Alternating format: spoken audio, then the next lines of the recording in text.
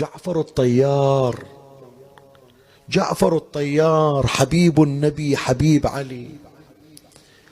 تدري جعفر هذه قايلينها أنا وأرد أكررها، يمكن الناس أول مرة يتابعوني، خلي يحفظونها. يا جماعة النبي إذا طاح بشدة يصيح باسم منو؟ رد علي.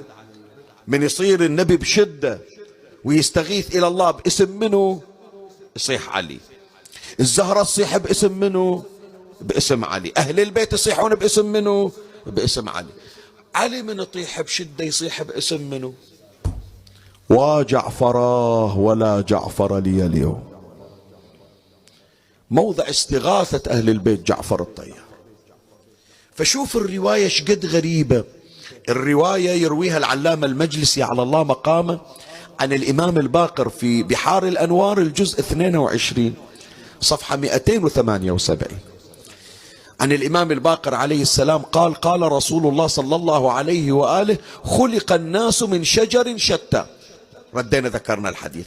وخلقت أنا وابن أبي طالب من شجرة واحدة، اسمع، وفرعي جعفر. يعني مثل ما طلع مني فرع وهو علي، طلع من عندي فرع ثاني وهو منه؟ وهو جعفر. ايش كبر جعفر يا جماعة؟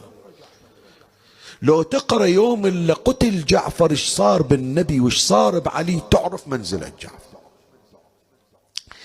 جعفر الطيار قتل في معركة مؤتة بالأردن، والنبي ما كان حاضر بالمعركة، النبي كان بالمدينة، وأمير المؤمنين ما كان حاضر في معركة مؤتة، كان بالمدينة، وجعفر هو رايح. وهذه من الحرقة يا جماعة. من نقرأ في سيرة جعفر، جعفر ما ظل مدة طويلة ويا النبي ويا أمير المؤمنين.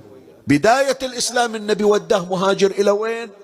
إلى الحبشة، ورجع في غزوة خيبر وبقى سنتين، والسنة التاسعة راح إلى مؤتة وفارق الحياة. يعني لو ظل ويا أهل البيت، لو باق ويا أهل البيت شو يسوي؟ من الصبح راح أقرأ لك الرواية.